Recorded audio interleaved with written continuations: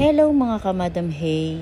Andito tayo ngayon sa Barangay Katablingan, General Nakar, Quezon. May ilan kasi sa kanyang mga kabarangay ang nag-message sa atin at sinasabing puntahan nga daw natin si Nanay Love kung tawagin. Si Nanay Love ay halos 2 taon nang walang kasama sa buhay dahil nga namatay na ang kanyang asawa. Tara, samahan nyo kami na tingnan ang sitwasyon ni Nanay Love at pakinggan ang kanyang kwento.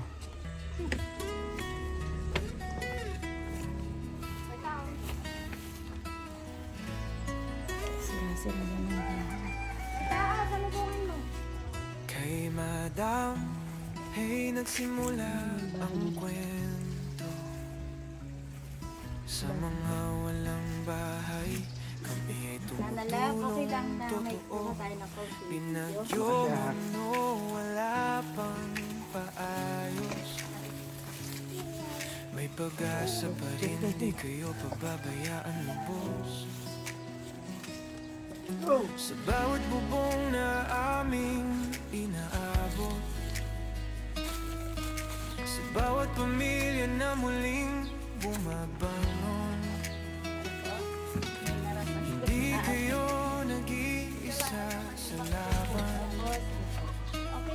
Madami ang kasama nyo sa bawat daan. Sa kanya po. Hindi taga-basa, sama po ako. Sama pa po. May pamilya ka pa po dito sa... Wala. Wala. Wala kang Patay balak. naman yung asawa ko. Tataga rito ang asawa mo. Dito po sa lugar na to, ayaw mo na. Okay, gusto ko ang tumuan dito. Mamarami iba. Gusto mo mamalagi din dito. Dahil kilala ka na ng mga katauhan dito. Pinala na ako dito sa mga tao dito. At may ilan po na mga kabarangay ninyo ang gusto kang tulungan. May ilang mga kabarangay na nagme-message sa akin na ikaw daw po ay puntahan ko, pasyalan ko. At tingnan ko daw po yung iyong kalagayan. Okay, ganay una.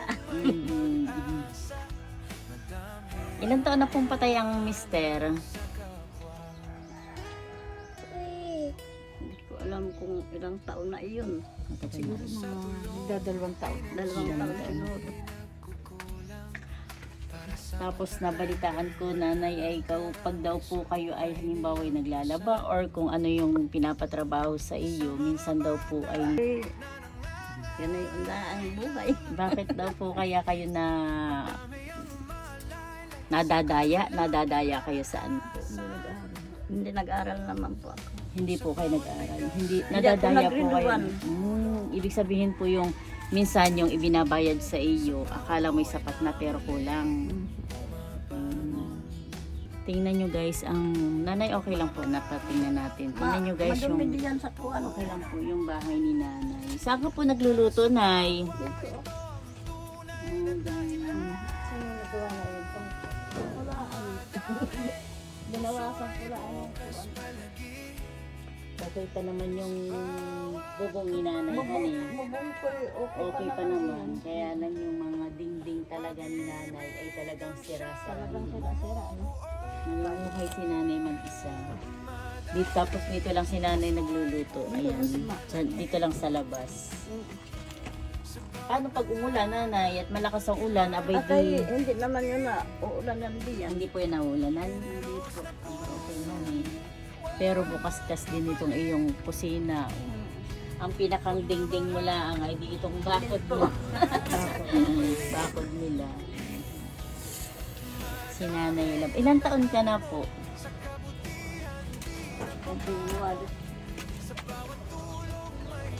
May birth certificate ka dyan, Nay? Ikaw po ang kauna-unahan kong pinuntahan sa General Nakar. Ito, si Nanay ay Maria Umapoy Jimenez. Maria Umapoy Jimenez. 75 years old si nanay. Siya ay nag-iisa na dito sa kanyang bahay na natutulog, tumitira. Nay, anong pinagkakakitaan mo?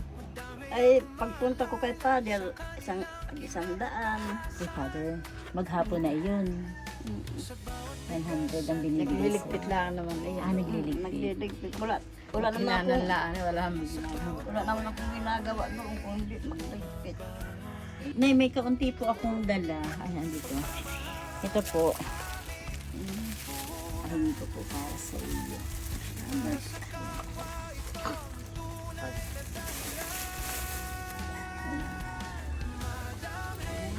Salamat po. Pagpasensyahan mo na po yung aking dala. Malaking bagay na yan sa Malaking bagay po ito sa akin. Opo, may kape, may asukal, may sardinas. Ayan May po. bigas. May bigas. Ako yung Opo. nagsasaing ako ng kuya isang litsilaan. Oh, tayo isa ka naman po. Ano po yun, maghapon mo na o Maghapon na po. maghapon na po. Wala nga akong kapera-pera. Ano, Nay, kung ikaw po ay bibigyan ng chance, halimbawa kung ayusin itong bahay mo or pamasahe po ninyo pa uwi, ano po ang pipiliin ni nanay? Okay, kung ay dito na nga laang, hindi na ako lalayo. Kung gusto mo po, pwede nating ipanawagan yung mga kapatid mo. Baka po Patay na, nag-iisa na lang yung kapatid ko doon. Nag-iisa na lang po. Hmm. Mga ilang taon na po yun? Mas bata sa'yo? Mas bata sa akin, kabunsuhan. Malay mo po, kung makita nila itong ating video, ay kaunin ka dito. Okay, hindi. Siguro. Hindi ka kakaunin. Matagal na nga yung binadyohan ako dito. Hindi naman ako kinaon. Siya nga. Nakita kaya niya ang video mo. Ngayon, hindi ko alam. Ano pong pangalan ng kapatid mo? Erlinda Umapoy. Erlinda Umapoy, taga Pagabasay Samar. Samar. Basay. Basay Samar. Tayo ng Tacloban. Ayun po, Ma'am Erlinda Umapoy, baka po kilala ninyo si Nanay Lab kung tawagin namin dito. Siya, taga Tacloban, Samar daw po. Ito po si Nanay Lab. Nag-iisa-isa na po siyang namumuhay dito sa kanyang bahay na ito. Parang gusto ni Nanay umuwi ng Samar. Ang problema, hindi rin niya kabisado yung pag-uwi. Pero kung makita man ng ating sponsor itong bahay mo at iayos natin ang bahay mo, dito ka na lang. Dito na lang kay kilala na ako dito. Kilala ka na dito. Maraming nagmamahal sa'yo dito, Nanay. Hayaan mo po, Nay. Nandito lang kami. Andyan lang, malapit lang ako dyan, no? Diyan lang. Opo. Pag po, punta ka lang po doon. Ano, Nanay? Ano po ang gusto nyo? Dito na lang po kayo sa inyong bahay. Mag-stay na lang po kayo dito. Manawagan na lang tayo doon sa kapatid mo, honey. Baka sakaling makita po niya itong ating video. Yung mga taga Samar dyan, Tacloban, Samar. Andito si Nanay Love.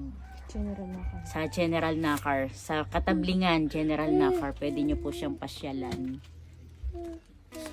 Nanay Love, andito na kami. Laban lang tayo sa buhay. Laban lang. Pare-parehas man tayo may mga problema. Laban lang. Problema ko, kinukuha ko na lang. Aha. Kinukuha ko na sa Panginoon.